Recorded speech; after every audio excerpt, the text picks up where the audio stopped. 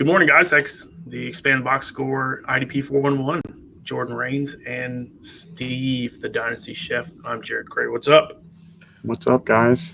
Hey, it's been a while, but glad to be back in the studio doing some IDP goodness. We're gonna cover our top 10 pre-draft, pre-combine IDP guys coming in this year. Got some pretty big names on here, but what's up with you guys? Dude, I'm kind of glad we're doing this just because you know how the combine can really change everything. Mm-hmm. I mean, for some guys, if I knew it was going to be like a top 10 pick, or even if I was graded a first rounder, would you do the combine? What? And What go if sick or hurt yourself? Sick, man. I don't know. You know what I mean? Go. I mean, they're all competitive. I mean, unless you can only hurt. It is a once in a lifetime thing, though. Yeah. So unless you can only hurt yourself, I would probably still go. Well, I saw the list the other day. Pro day, but exactly, there's a pro day and stuff like that.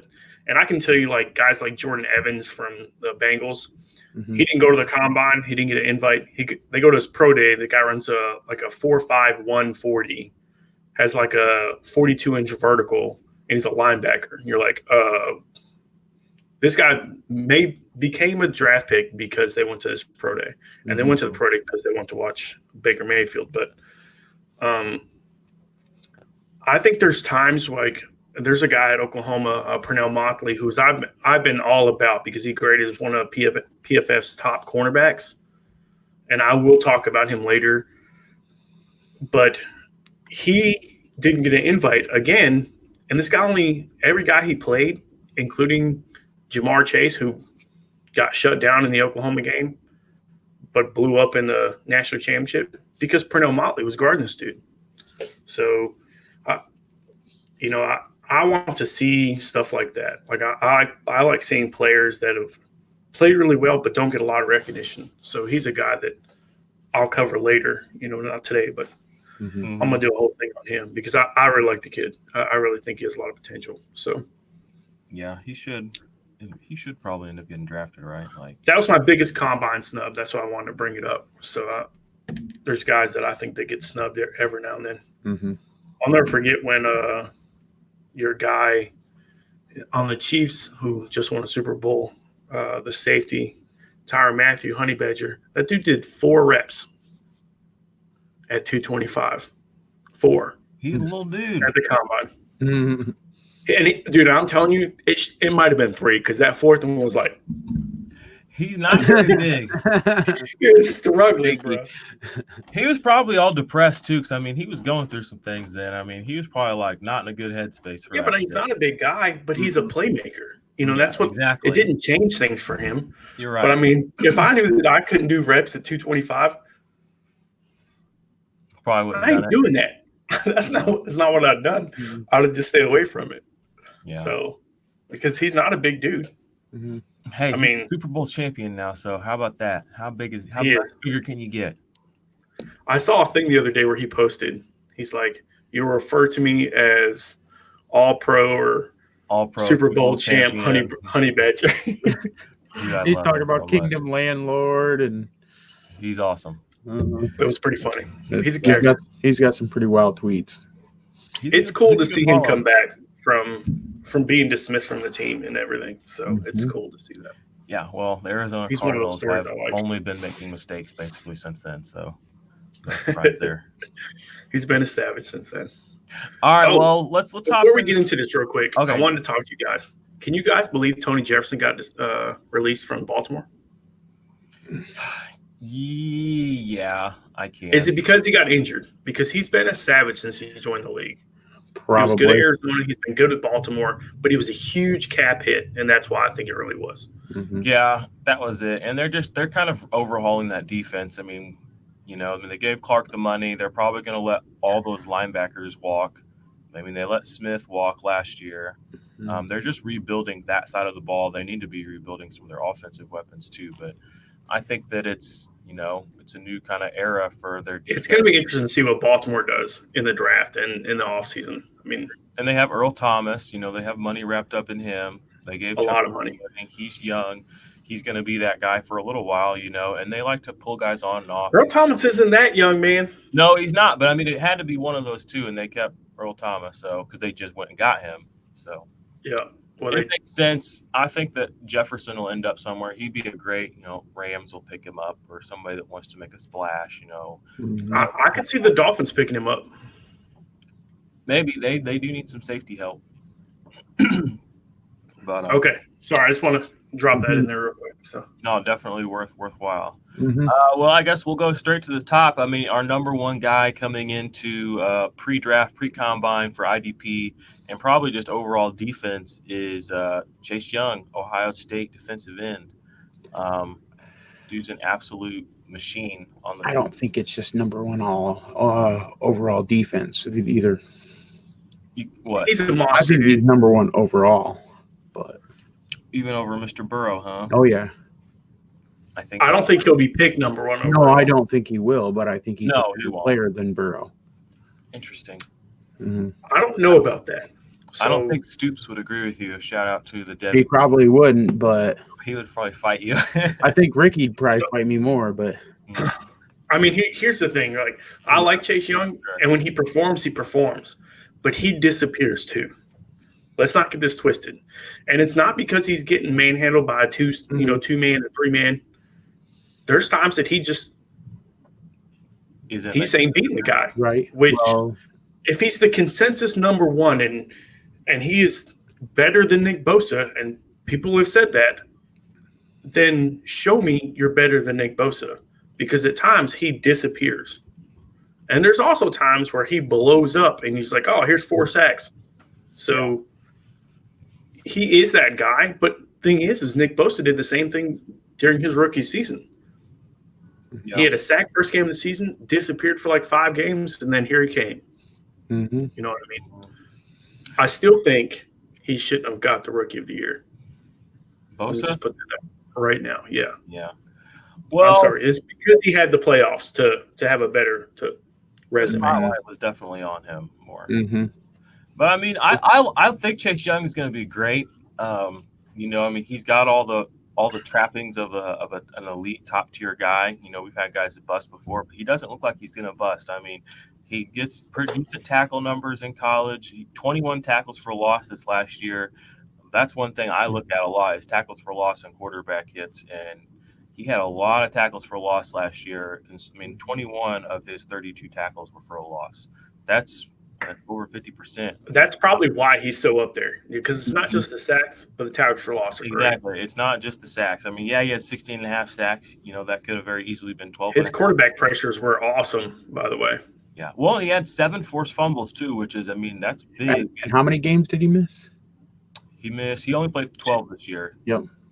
Yeah, so he missed 2 games. Mm-hmm. Well, he still had, he left meat on the bone. You know what I mean? Mm-hmm. Like, you could easily put, I mean, just projecting, but you could probably give him 2 more tackles for a loss easily, maybe another half. Oh, especially with Hood, because one of them was like Indiana or something. So exactly. So I mean, his numbers don't even truly, the box score isn't really giving him justice on what could have been. So there's definitely, the speculation is for a landing spot. I mean, it's going to be his top teams, the Redskins. People are really, into that. They're going to be doing 4-3 now, which is really interesting because they're pretty stout up front. And they just get stouter. I don't blame him. Ryan Kerrigan's aging out. I mean, he's got maybe one more year, and this last year was his first kind of down year in his whole career. So I mean, they are rebuilding. Isn't it the first year he's missed a game in like? Oh yeah, his whole years. Career. Yeah, you mentioned that in your interview with Bradley and I believe. Yeah, he brought him up when we asked him. If you guys didn't see or listen to the interview. We asked him, who do you watch, to get inspiration from in the NFL. And I think the first guy out of his mouth was Ryan Kerrigan. Ryan Kerrigan, he said Max Crosby, and he said TJ Watt. He said he likes watching all those guys to, kind of brush up, add moves and stuff. So Ryan Kerrigan's solid, and I told him, that's a good answer. I like to hear that. But I mean, if they got Chase Young, and they have Montez Sweat on the other side, and they have the 2 big boys inside, Jonathan Allen and Daron Payne. I mean, we talked about coming into last year that we already thought them and the 49ers had the best, defensive lines end to end. I mean, these guys could move into number 1 like that, especially if the Niners move Armstead, so it's the ideal landing spot. Honestly, he's already got pieces around him to succeed. 4-3, everyone likes to hear that. So that's kind of where I would like to see him go. I think it's the right spot. I'm with you. I'd love to see him there. So I think, like I said, it was just interesting because they're so deep. They are. And Montez Sweat dropped last year. Don't get it twisted, ladies and gentlemen. Like, Montez Sweat should have probably been a top 10 pick, but he had this heart murmur thing. I'm telling you, I've been saying this from the get-go. I said this from like the very first time I said it. I think somebody put that in. Like, hey, let's put this murmur thing in just so we can get this dude.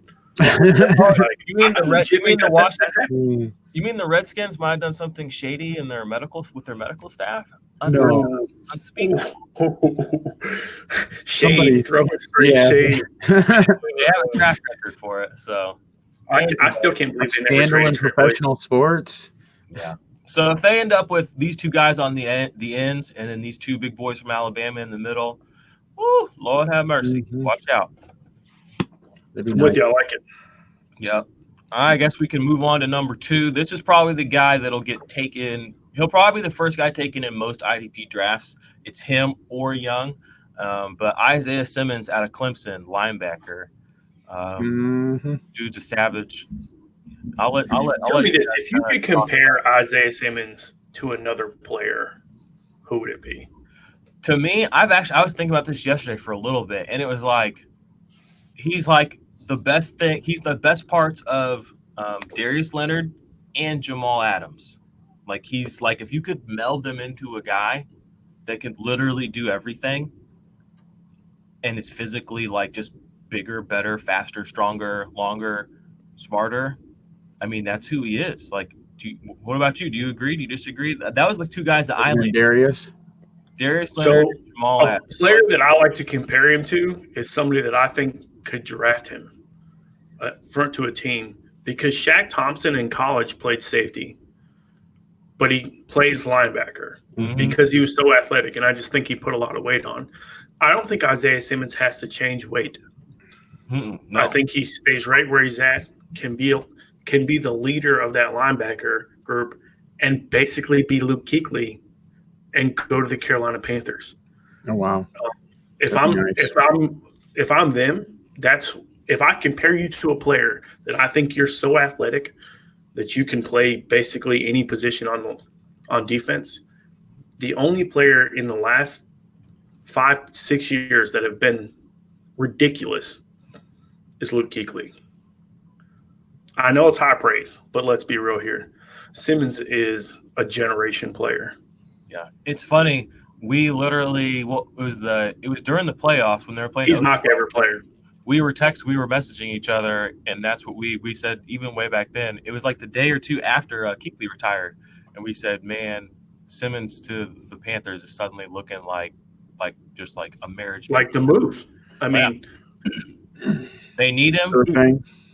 He can play multiple positions. They already have, Eric Reed. We don't know if he's going to be there the rest of this year or not. The only player that I would go get, and I think you would be saving money right now going to get him instead of going to get a free agent, because Littleton being available, Littleton's getting paid by somebody. Mm-hmm. Oh yeah, do you pay Littleton because you already know what you got, or do you take a guy that's so athletic that you're just not sure what's going to happen? I hate to throw shade on the Rams, but do they have any money left to pay this guy? They're not going to pay him. I'm talking about Carolina paying him. Oh, Carolina, they should, yeah. I think that's in the cards too, because I also think there's a decent chance, even though the marriage works for Simmons to the Panthers, I think that there's a very good chance that they end up taking a quarterback. I watched a lot of Kyle Allen last year. Although maybe Rule really has something with Allen or Greer, I guess we'll just have to see how things shake out, obviously. But I feel like they could take a linebacker this season and a quarterback next season. That's kind of what I think too. And there's going to be some good quarterbacks next year. But if Herbert is there still, or even Love, you guys got to see Herbert in person. I don't know if I trust him. He looked good. Tell me this: if I take Marcus Mariota in college and I take Herbert in college. They both went to Oregon. Who are you taking? Mariota. You're not even discussing. You're taking Mariota. Yeah, but we know Mariota. That's exactly. But that's the thing. Is you know Mariota because you've seen him in the pros. Herbert could be this same player or worse. Mariota was I'm elite not in touching college. that dude. Not touching Mariota Herbert. was a savage. Mm-hmm. All right. Dude, tell me this. Name an Oregon quarterback that you would take. I don't know. All I know is this time last year, if Herbert wouldn't have gone back to school, he was the number 1 overall pick. And sure, some things have changed since then. Some other guys have come up. Nah, bro. You not remember? You don't remember? It's funny. I would not have. Maybe you wouldn't have, but that was. You're telling me he would have overpassed Kyler Murray. Last year, he was the consensus, yes. And then whenever he didn't come, that was when Kyler Murray was at the top. You don't remember? I would not have taken. There's no way I would have taken Herbert. I'm not saying that you would or wouldn't have. I'm saying that's what the consensus was. I mean, let's be real. I'm not touching him now. Time last year was Herbert was consensus 1 overall. Kind of way that Tua was until he went down, and now Burrow is. Mm-hmm. It's just, things change. And that's the thing. Herbert's stock actually went down by going back her senior year. Anyway, back to Murray, though, or Simmons, my bad. Dude played all 15 games this last year, 67 solos, 16 and a half tackles for loss. Again, we referenced that in the last, with Young. Tackles for loss to me is a very good indicator, something that's going to. And let's talk about this. This dude went from safety to nickelback to linebacker to defensive end. Yeah, he's like he played 6 positions in the championship game. He's like Tyrann Mathieu in the fact that he's so versatile, but he's like he's not going to go bench press 3 times. Like he's not going to do that. Oh, that dude's 25 plus. He's going to crush the bench press, and you already know he's a physical specimen, and he's got football IQ to play multiple spots at a high level. So it's like he's not like the Honey Badger. I mean, he's like the Wolverine. We should name him the Wolverine right here, right now on this show. The Wolverine. The Wolverine. I like it. Think about it. I can see this. He's running down these bears. I could totally see this. Hey, you heard it here first, IDP Army. The Wolverine. Number 1 overall IDP. Jeffrey the Wolverine Simmons. Isaiah the Wolverine Simmons. Permit. Sorry, you're gonna tweet that out to him now? I don't know. We'll see. You should. He's probably busy. Isaiah the Wolverine Simmons. He's probably busy running cone drills right now. He's not checking. He'll see it later. We'll see the combine next week, bro. See it. He might like it. Be peaking. You gotta go through those cycles, baby. All right, so I agree with you. But for me, he's my number 1 player. Number 1 player. Nice. Yeah. All right. Well, here's somebody I'm sure you'll be able to ramble on about all day. We'll have to slow you down. But at number 3, coming in on the consensus list, top 10 pre-draft, pre-combine is Kenneth Murray, linebacker out of OU. There's another. Dude's he's a monster. If you see him stand next to other players, he doesn't look like your normal linebacker. No, he doesn't. He's huge, and he's a specimen. He's a good dude, and that dude has a motor. There's a play in the Big 12 championship game, maybe the first time they played Baylor. It looks like they have the perfect screen set up, and out of nowhere, here comes Kenneth Murray and destroys this dude for a 6-yard loss. I mean, he just splits right through 2 defenders who should block this dude, and he just embarrasses them and annihilates this guy. To where in another play when they're playing, he runs down a quarterback he's on the opposite side of the field, and he chases this dude down for a sack and ends up taking the kid out of the game because he bounces his head off the turf. But he should have never got there. But that just tells you how fast this dude is. I looked at his high school plays the other day. I looked at this. I love Kenneth Murray. I always have. I think that he's been the best linebacker to come out of Oklahoma since Curtis Lofton, if not more. And Curtis Lofton at 1 year with the Saints had 150 tackles. So he's real. I think that they move him outside so he can be more of because he's real rangy. So I see him playing outside linebacker instead of middle linebacker because his hands aren't phenomenal, moving tackles and stuff like that. but he was such a big leader that he was the middle guy for Oklahoma. But I think he's going to be an outside linebacker in the pros. I just think he belongs there. Yeah, he's, and they could play him on the line a little bit. He's shown some affinity for getting to the quarterback. 4.5 sacks in 2018 for this last year. He did both these in under 15 games. He had 13 games in 2018 and 14 this last year. Decent, good tackles for loss, like we said. The craziest thing about him to me is in 18, he had 155 tackles in 13 games. 13 games. He had 28. He had 28 tackles against Army. Are you kidding me? And 28 that was like how much one game short of the record? That was only a couple short of the all-time record in a game, right? I know it's the Oklahoma record, which is funny because 2 players broke that record in the same game.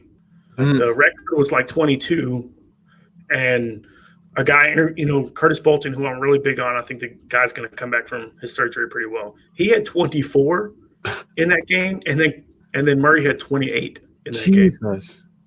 Yeah, that's nuts. That's unreal. Yeah. I have seen a little bit of people, when we're nitpicking, it's draft season. You can't just say these guys are all great. You have to find, you have to cover your ass a little bit.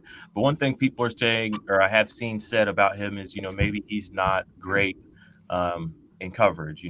I've heard people say, I've heard and seen some people saying that. I don't know if that's necessarily how he was used, in college. Maybe we didn't see that part of his game.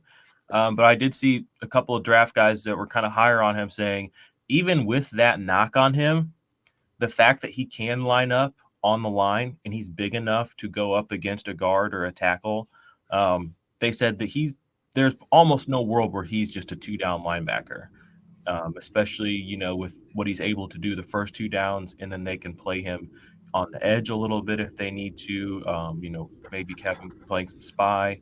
So he's got tools, even if he isn't, if he isn't Corey Littleton in coverage, he's got what it's going to take to stay on the field for 3 downs, which is definitely what you want. It's why he is. So I think he mirrors, like when you see a running back coming out of the backfield, he mirrors very well. So I think that's where he's strong at.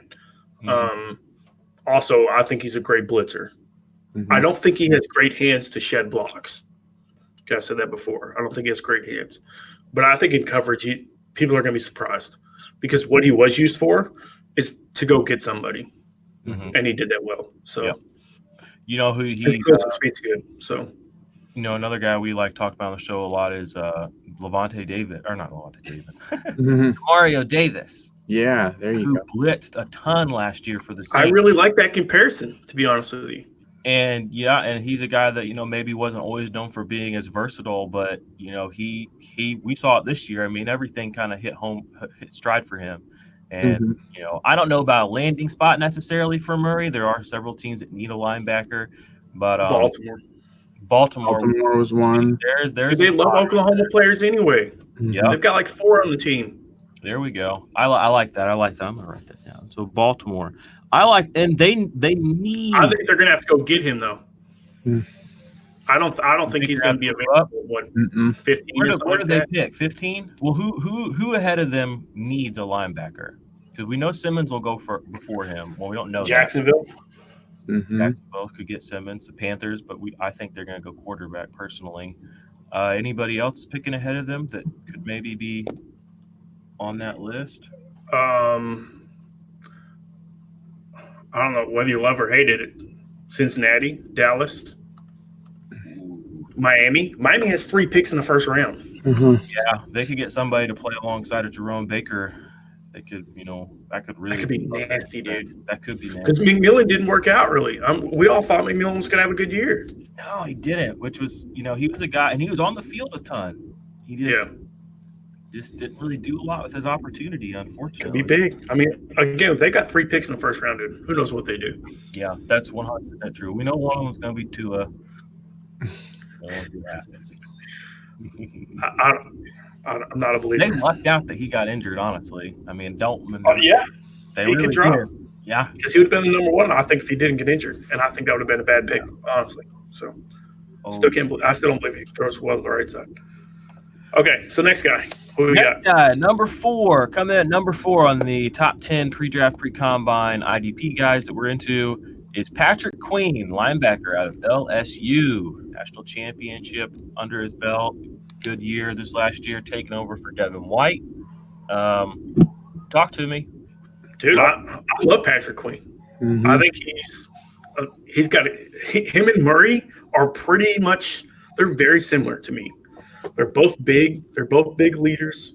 They've got closing speed, and they both tackle well. Okay, there's a lot of flip flop on those two on who's going to go first. I really like Patrick Queen. I think that, and thing is, Patrick Queen does not shy about talking. He will let you know. Yeah. Right? If he doesn't like somebody, it's like he's going to trash talk somebody, which I like a trash talker. I mean, I think it's fun. And Definitely. I could totally, man, he's another guy. Where does he go? Who needs him? Baltimore has 2 linebackers sure they could pick. Miami, Jacksonville. Who knows? Well, Cleveland would be stupid to do this, but if they do decide to not bring Schobert back, Mhm. Well, here's the thing. What about Kursky? Yeah, true. He's coming back from injury. I don't know his contract situations. He was a team captain. Interesting. And they did draft 2 guys last year late though, but I mean they did draft Mac Wilson and Taki. Mhm. I mean Wilson played damn near 100% of snaps this last year, and he was like a little underwhelming in my opinion. Well, here's the thing, and Alabama fans are going to hate me for this. How many great linebackers has Alabama put out? I can only think of one, because Reuben Foster hasn't been that good. Right. The one guy that I can tell you, Reggie Ragland, hasn't been good. No, CJ Mosley when he's been CJ Mosley is the one guy. He's been phenomenal, right? I mean, he's from that 2013 class, I think, which was ridiculous, by the way. I think, dude, I'll be honest with you, they haven't put out phenomenal. And the thing is, Mac Wilson was a stud. At Alabama. People were like, "Oh, I can't believe he dropped," and they got him in the 3rd. And I could totally see why he dropped. I mean, and they were like, well, he's a great coverage linebacker. And he should. I mean, he had 2 picks in one game in the preseason. Yeah, but he's not a downhill go get somebody tackling linebacker. Yeah, which that's kind of the defense they run. So I think that the Cleveland could be in play for a linebacker depending on how things go. But as far as Patrick Queen, Patrick Queen's cheaper than Kursky. He had 12 tackles for loss his senior year. That's pretty good. 85 total tackles. It's pretty good. 3 sacks. So he's versatile. He can blitz a little. Only 2 pass deflections, but he's on that LSU team that just rolled and rolled and rolled. And I saw it seems that a lot of people thought that defense was kind of weak overall, and then they played great in the last 2 games. I was going to say they picked it up towards the end for sure. Queen shows good vision. Watching the line or the running backs coming at him. He doesn't really bite on a lot of fake stuff. He's very patient from what I've watched.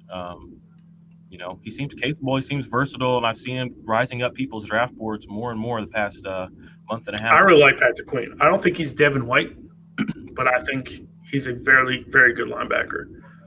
Like I said, I compare Devin White to my favorite player of all time in Derek Brooks. So I got a question. If the Browns don't sign Schobert, where do you like him to go? All-Pro Joe. Anybody they'll pay him. I want to see that man get paid. Bro, I'll be honest with you. He could go anywhere. I mean, there's so many teams that could use him. He's stupid underrated too. I see people. I've seen a few tweets from people that I think should know better. Just in general, say yeah, he's just okay, and I'm like, but he's how do you say he's okay? He's always around the ball. He's got good hands. He's amazing. I mean, I don't want to sound. He's an All-Pro. He's amazing. Like you don't get the All-Pro tag. Here's a good example. Who led the league in sacks this year? He wasn't an All-Pro. Yeah. Your boy from Tampa. Yeah, I know. Shaq. Who would you rather have, Shaq Barrett or Joe Schobert? Schobert. Yeah, it's not even a I question. honestly think. I mean, he's very good. I mean, I watched him play. He plays like a. I mean, he plays like a beast. He can do everything. He can play in coverage. He can blitz a little bit. He can stop the run. I mean, How many interceptions did he He have threw last the year? ball so fast, a lot. I don't even remember. It's 3. A lot. 4 interceptions this last year.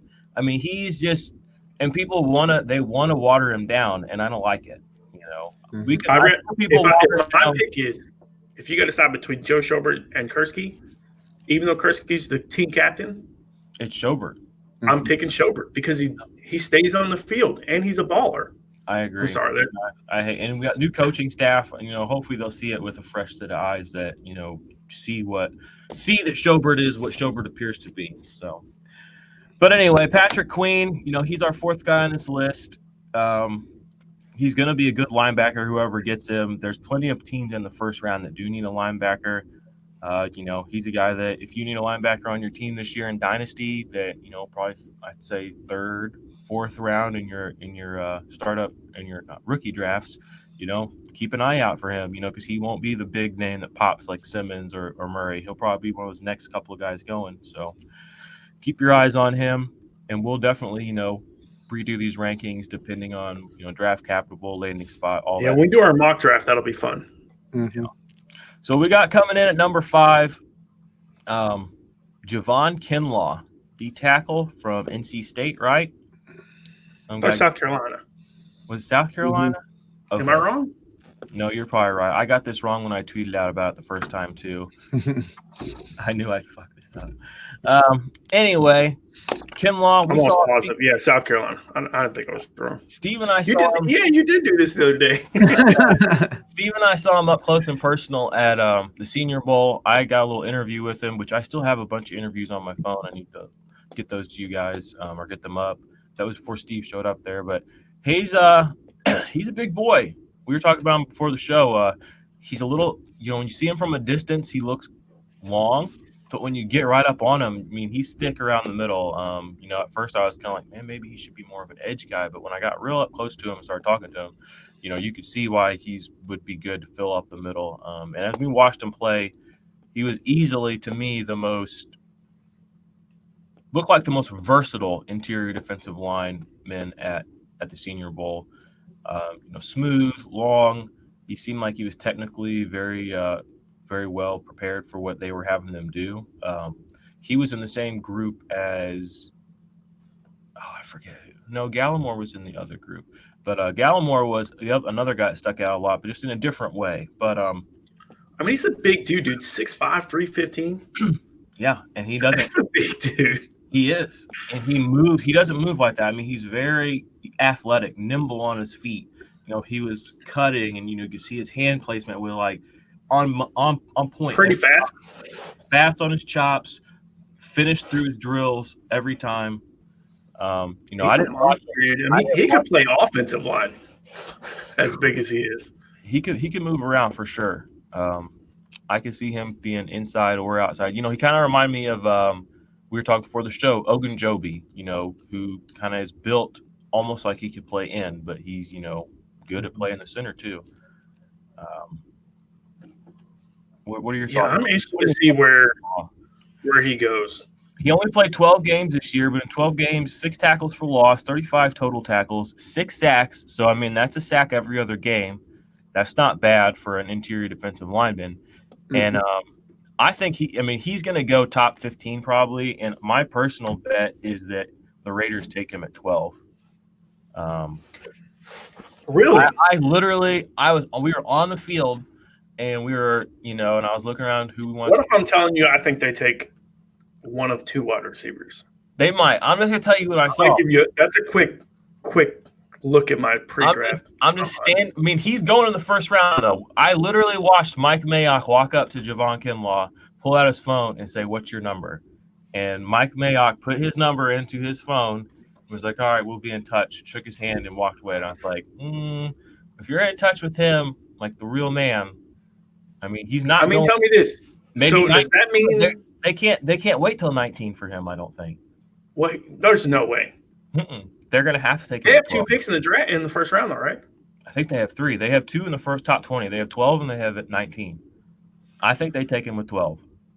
If you think they take him with 12, Think about that line. They need him.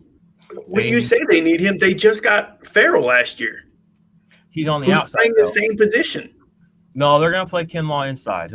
Then they'll have Max Crosby on the one side, and they'll have Farrell on the other side, Kinlaw in the middle. Dude, look how young that team it would be. Exactly. And that's the thing. And then they can take one of these wide receivers with 19. Take Rager with 19. Take Higgins with 19. And they're still making off like bandits. They need a linebacker to see where Lamb and Judy go. Those are the two biggest, like, who's the consensus number one. I just hope they go somewhere that's useful. Like, I'm going to tell you right now, if you don't think Arizona isn't looking at CeeDee Lamb, and that's, again, we were talking earlier, what's instinct chemistry with their quarterback.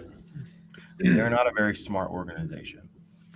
They do that. They need an offensive lineman bad. They do need an offensive lineman bad. They took think about the track record drafting. They took how many wide receivers last year? In Cliff Kingsbury first year, how many of them worked out? 0. Yep. None. So how about you just don't? You wasted 3 picks last year. You fucked it all up. That's on you. You can't waste 4 picks on this. I don't love their GM. Let me just put that out there. Yeah, he's made some because I don't think Kingsbury had a whole lot to say. Well, I mean, he had one person he was like, I gotta have him. Yeah, Kyler. And beyond that, he probably just. I mean, he said he wanted Kyler before he even became a football coach. So. Yeah. And I do think, I mean, and Kyler Murray became the, consensus MVP. So rookie. Well, I bet you they were going to draft him if he wasn't the coach. Most mocks I'm seeing still they still have Derek Brown, who's on our list here coming up, ahead of Kinlaw. I can see that. I can 100% see that too. But I think Kinlaw is definitely a lock top 15 pick. Somebody's going to take him. Denver might take him at 15. I mean, if they just I could see Denver. Yeah, so they could use him. Let's shimmy on down this list. We got a couple more guys there. Kinlaw is a D tackle. I mean, we don't play in a lot of leagues that are D tackle specific. We play in a couple. So I mean, he's a prospect for us. And if he ends up playing inside and outside, he's probably a little bit more useful overall for IDP. But he's a great player. I can't wait to see his 3-cone and his 40 at the combine. Yeah, and we wanted to see those. We wanted to hit on him. Aaron Donald. So with number 6 on our list, this is another guy that's probably a little bit more IDP relevant, especially right off the boat, is Malik Harrison, Ohio State. Dude had a great season this last year. Steve and I saw him at the Senior Bowl as well. We got an interview. Did we? Yeah, we sure did. Oh, dang. I don't even remember that. Yep. That's what's up. Well, you guys interviewed like 50 people. I mean, it's not too shocking that you. I need to go back through and we need to get those into a video. I mean, you knew that you were going to get Ohio State guy with my man Steve. There was a ton of Ohio State guys there. Who lives in Michigan. Hey, I currently live in Michigan, okay? I mean, I'm actually right at the tri-state area. I live near Indiana and Ohio. Nice. Harrison had a good year, 49 solo tackles, 26 assisted, 75 total. That's pretty good. 14 games, 16 and a half tackles for loss. Like that. Again, I like that number. That means he's getting behind the line of scrimmage. He's seeing things as they're happening and making sure that he's stopping them from progressing. 3.5 sacks. He had at least 1 sack every year, 4-year senior. 1, 2, 2, 2.5, and 3.5. So he's shown himself to be capable of blitzing a little bit. 4 pass deflections each of the past 2 years. I don't know exactly how people are feeling about him in coverage. I've seen some things that say he's just okay. I've seen some things that say he's a little bit better than average. But he's a guy that, he might not be – he's not Kenneth Murray. He's not Isaiah Simmons, but he is a good linebacker. And, those are kind of at a premium. He's 6'3", 250. Yeah, and that's what when I was looking at him and we saw him, he was as big as some of these guys who were coming off the edge from what I saw. So he looks the part of a solid 3-down linebacker. He's got the Ohio State in him, so they breed a lot of good A lot of good NFL players there. So, I mean, there's no doubt, and I agree with you. I don't think he's going to be a first round draft pick, which makes him a steal to me, right? I think he drops to the second round, maybe even mid second round, because he sheds blocks real well. Is a good tackler. I don't think he's really rangy, but he's a good guy to have, especially if you see him in a 3-4, one of the two middle linebackers. He could be solid, dude. I mean, I'm with you. I totally, because I think he's a. Man, let me give you a good idea of who I like comparison with. what about like KJ Wright? I think I like KJ Wright. I think KJ Wright is definitely a better pass defender. Yeah, for sure. What about like Blake Martinez? I could see Blake Martinez, not really good tackler. Him or the dude from Buffalo, Edmonds, not Edmonds, Milano. They're not super flashy. Will get you a pass defended and or an interception here and there, but really good tackler. I like the Blake Martinez comparison because Blake Martinez isn't super flashy, but that dude will not blow you up. If he's going to make that tackle. Yeah, which it's a little later than high floor guys. Yeah, I think he could be high floor. I think if he hits the field and if he's in the right situation where he will hit the field, I see him being easily 100 tackle guy. I could definitely see him at Jacksonville. We've been talking about who they're going to take. I could definitely see it because they need a guy who's going to make a lot of tackles. And if you're in my opinion right now, Miles Jack is out the door. If I am that team, he's gone, bro. Yeah. There's too many good linebackers. If I could take Devondre Campbell, I'm going to get Devondre Campbell and kicking Miles Jack out the door. Sorry. I'm not paying him. Fair. Very fair. I could totally see Malik Harrison next to him. So we could see Harrison in Jacksonville. I like that. I like that spot for him. And that way, Jacksonville could actually take some other guys earlier. We could pass on your Simmons, pass on your Murray, pass on your Queen. Like I said, I don't think Simmons makes it past Carolina. Yeah. But you're still going to get a quality linebacker that can play all three downs for you and is easily probably, as a rookie, going to be just as good as Miles Jack or better. I want to see some stuff shape out in free agency before we do our mock draft because right now I have it one way. Yeah. But I can see it totally change because of free agency. I want to watch free agency and combine. As soon as that stuff's done and we have a week or two to process, I think that's when we're going to be able to be, project with the most accuracy, pre-draft. So, all right, guys. Malik Harrison, Ohio State linebacker, a guy that we like. He made our top 10 pre-draft, pre-combine. We're going to go to number 7. This is going to be our first safety defensive back on the list. We got Grant Delpit, another LSU alum. Talk to me. What are we thinking? 2-time All-American, Jim Thorpe Award winner. I gave you the comparison, Minkah Fitzpatrick, both very versatile. Some people are giving him knocks because he doesn't have high tackle numbers. The dude played safety. All right, if you give me 50 tackles a year at safety, I'm going to take it. Yep. Right. Plus, he's got good coverage skill. He's rangy.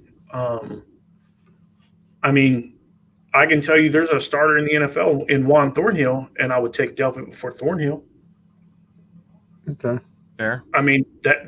That's just one of those things. I think he's going to be a Pro Bowler in his first 3 years. I told you this before we came on. I really like him. I think that he's a sure guy. He's one of those guys I don't think is going to be a miss. Yeah.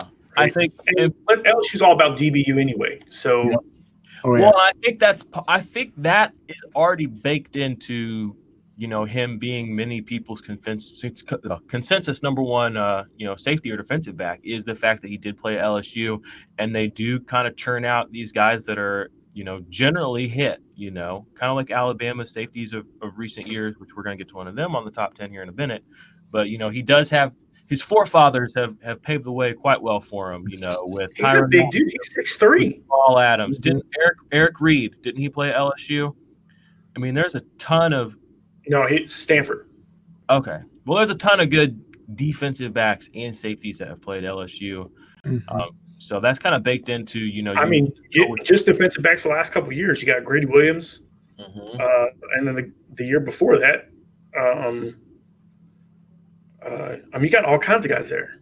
LSU considers himself one of the top DBU teams, right? And I think it's really 3 teams, right? Florida, LSU, Ohio State. Yep. It's just a real thing.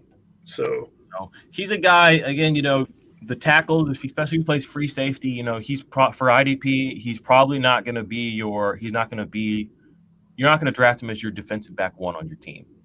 But you could probably draft him as a DB2, DB3, a guy you can pretty much always put into your lineup and know that, he's going to play. He's not going to come off the field because he's versatile.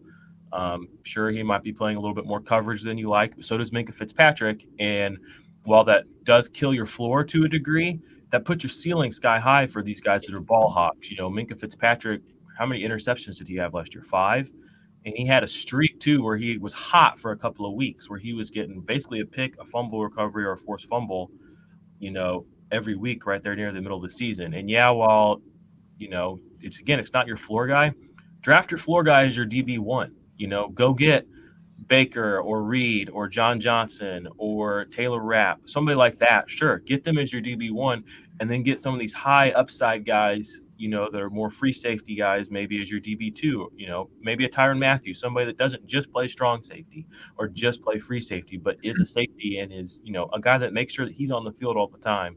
That's a strong DB2 in my opinion. And if you're playing 3 DBs, I want him on my team. If he's my DB3, if Grant Delpit, even as a rookie, is my DB3 and he's on the field, I want him. So I think he's going to land in a spot where, the draft capital is going to dictate he plays. I'm with you. There's so many good young safeties that it kind of makes you wonder where he's going to go. Places you can completely knock out. He's not going to Pittsburgh. Okay. He's not going to Cincinnati. He might not go to Vegas depending on what they decide.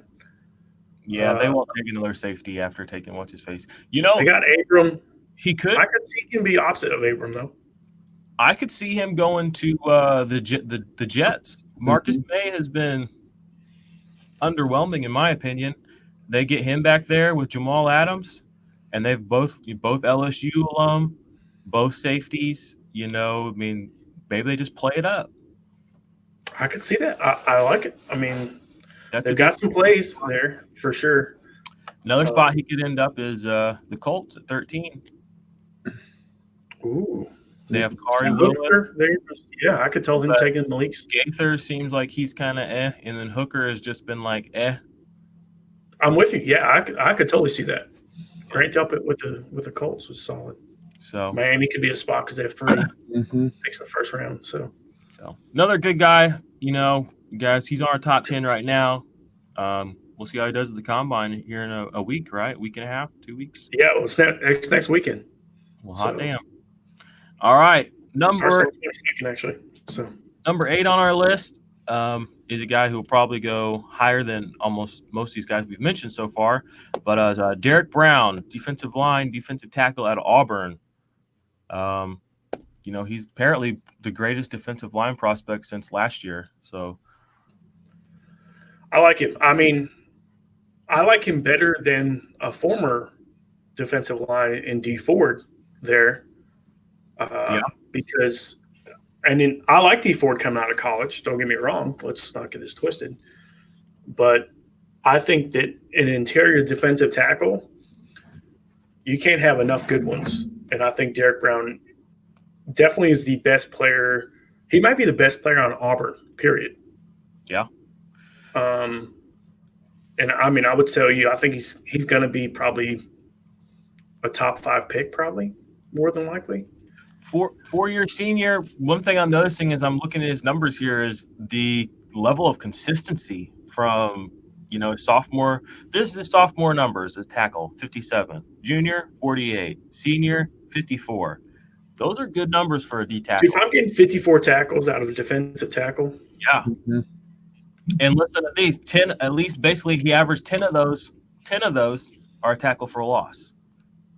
So 1 in every 5 of your tackles is basically a tackle for loss. I like that. Consistently over 3 years. It wasn't just one big year either. This is 3 years. These are 3 years of data points right here.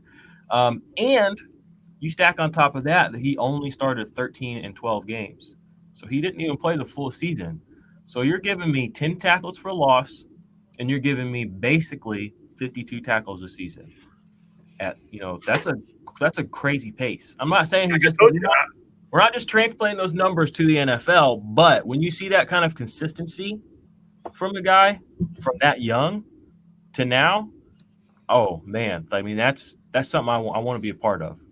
I agree. I think he's definitely a spot where, who knows where he goes, right? I mean, there's so many teams that need defensive tackle help. So he will go high. Man, that's crazy. Now I'm looking at the board here, and who's taking him though? Who's taking him? That's interesting. Arizona, but they need offensive line help. The Chargers and Miami both spent up last year on a D tackles with Tillery and Wilkins. So I don't know if they can justify going after Brown this early. Yeah, you can. Detroit? Yeah, they definitely should.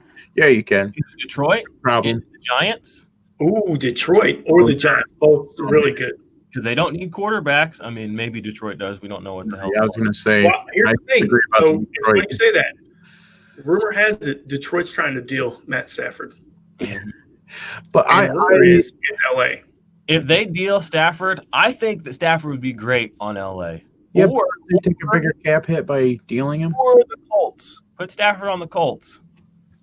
Give him a line. Yeah, and they've got some pretty solid players there. So, and they have a great coach. They have a great defense. Literally, it's everything he's only ever needed ever since he came in the league. A great coach, check. A great defense, check. I think he has a great coach now. You think, what's his face is a pretty good coach? Patricia? Yeah. Patty? Yeah. Patty. Here's the thing. Anybody that's coached under Bill Belichick and what the other two guys, the dude at Tennessee, can't tell me he's not a good coach. They've got a trash team, and he took them to the playoffs. I don't know. It's interesting to think about Derek Brown because he is probably worth every bit of a top 5 pick. But there's several other guys that are kind of in that area too, and it really comes down to team need. I mean, we saw it last year where Josh Allen, who should have probably been a top 3 or 4 pick, just didn't get in there because people just won the Raiders. If you're a team that needs a quarterback, let me ask you this. If you're a team that needs a quarterback, is Matthew Stafford worth a first rounder? I think so. I don't. Okay, think about this. Let's just play this scenario out in our heads. Let's say we get a first rounder from somebody for Stafford and something else, and we just move back 3 spots, all right? They go back to like 6. Mm-hmm. So now they've gotten another first rounder on top of that one. They've got the Stafford first rounder, and they've probably got some other stuff, and they could still maybe take Derek Brown. So they could take Derek Brown. They could take another quarterback later, or there's a lot of free agent quarterbacks too. Like, what if they did go get Dalton or Winston or Mariota, something like that? I mean, there's a lot of options there, and I think Stafford being off the board for them opens things up a lot because that number 3 overall pick is suddenly very valuable because there's another team in the hunt for a quarterback, and they know that, and they know Washington's. I mean, basically, they're suddenly tangling Tua in front of Miami. You know, what's Miami going to give up for Tua? The Chargers are going to get a quarterback either in free agency, and I think it's either Stafford or Tom Brady. I don't think if you're the Chargers, you want Stafford more than Tom Brady because you want him long term. Tom Brady's got 2 years left. I'm telling you right now, that's what he's got. It sounds like Vegas wants Tom Brady. 2 years, $60 million. I hear that's the – and remember, I told you I thought Dallas should go after him for 2 years, $60 million, $30 million a year. Yep. Right? I said this a long time ago. We had this conversation. And I think that's the right price for Tom Brady. Vegas is close enough to LA where they own a house.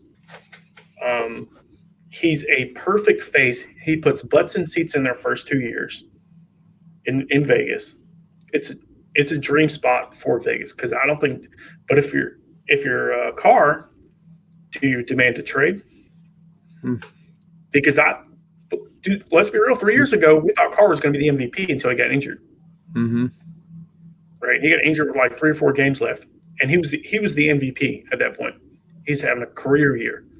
I think Carr needs that Tannehill moment. He needs to lose his job.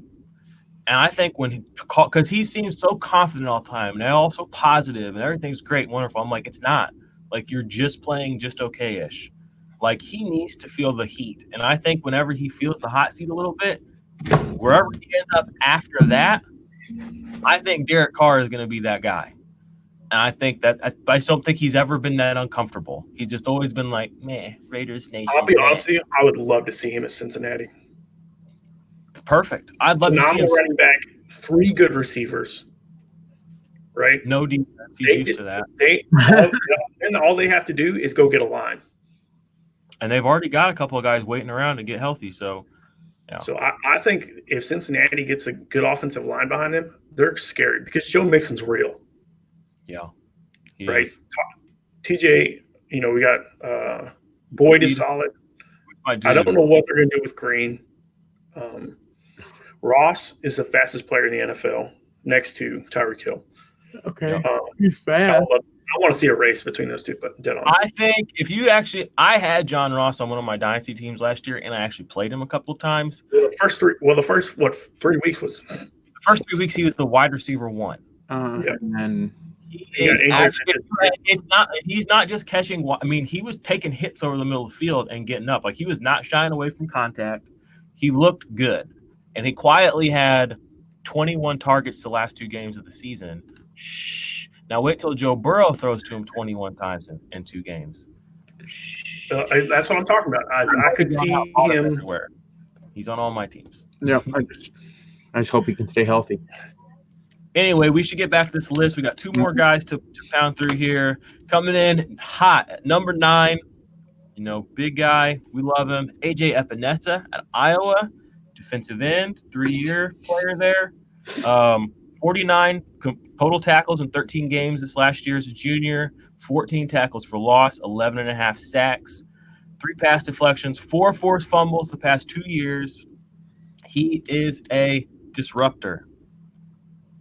And let's be real, the Big Ten puts out really good offensive linemen. Mm-hmm. The Big Ten has had some really good pass rushers. AJ Epinesa is that good. Yeah. I'm going to let you guys know right now. He is – I've followed him. I mean, he was the first 5-star that Iowa got in years. I mean, years. So he was a big grab for Iowa. To be honest with you, he you have those very few guys. There's probably like 10 or 15 guys that are pro-ready when they step on the field in college. He's been pro-ready since he's been on the field in college. And when somebody said they talked about him coming back this next year, I said, are you crazy? Why would you turn down – first round money. Football's not a long career, right? You're not putting 20 years in, especially as defensive lineman. So he's tall, lanky, gets to the quarterback. He has a great motor.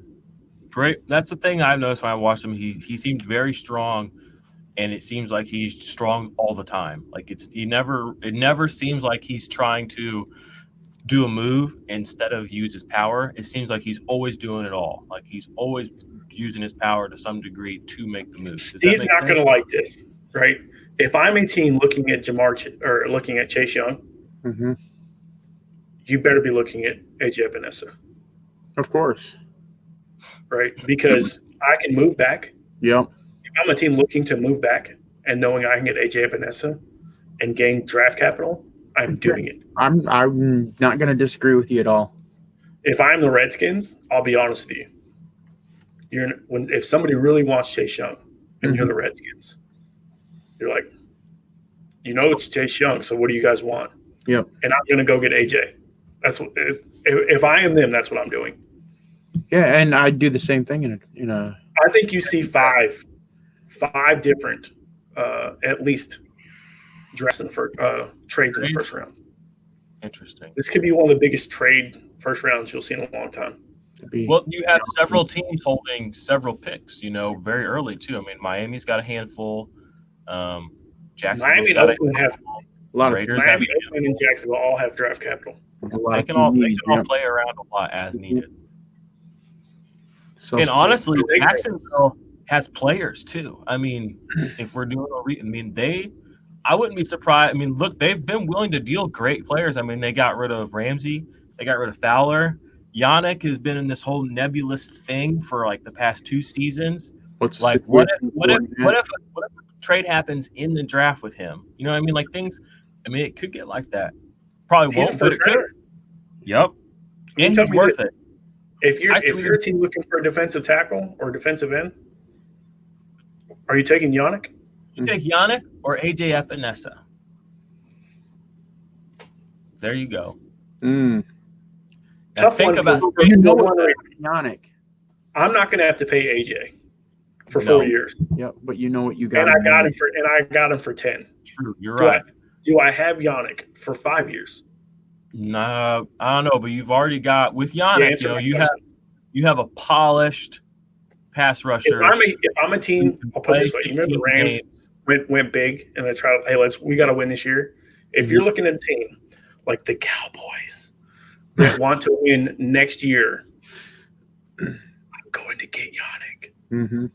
Jerry Jones, listen to me. If you want a guy to change your defensive line and you want to win the next 3 years because the Cowboys need to get back, you go get Yannick Ngakoue. He would be so much. I mean, I think because they're not bringing back. Oh boy, so he's a better defensive lineman in my opinion than DeMarcus Lawrence. I tweeted this out the other day. I think that Yannick is better than Lawrence and Clowney. He's better than Clowney for sure. He plays 16 games a year every year. Neither of those two scrubs can pull that off. Okay. He basically averages 12 tackles for loss a season. He's led the league in forced fumbles before. You know what I mean? And he's basically a lock for 9.5 sacks. I mean, we just said it. The Cowboys go to get Yannick. If you can promise me 9.5, 10 sacks a season with upside, with meat on the bone, maybe you get me more. You can give me. Hey, who do you block? You got Yannick and Lawrence. Boom, boom. I mean, they're gonna block Lawrence because that's the smart thing. Because they probably. What if they go get Sue? But Sue, ooh, I like that. Sue effect. What if they got the Sue effect going for you? That's gonna change things. The Sue effect is real, dude. Let's be real. We've already talked about this. All right, guys. We're at an hour and 3 minutes. Let's wrap this up with our number 10 guy, IDP Army. Just want to say thanks for hanging with us through the show, guys. We love you. We appreciate you. Number 10, coming in hot, is Xavier McKinney, safety/DB out of Alabama. Talk to me. Yep. I mean, Alabama puts out good safeties, man. It's just what they do. I mean, they put out good NFL players. They put out great linebackers, but they've put out really good safeties. I mean, Minka's been solid. Who's the dude that was on our 2013 team? Landon Collins, right? Ridiculous. McKinney is good, dude. I mean, he's a first rounder. He's going to be drafted in the first round. Now, if I were to tell you who I think goes after him, it's going to be the Cowboys. McKinney also played some wide receiver too. So he's got the ability. I think it was him that played wide receiver.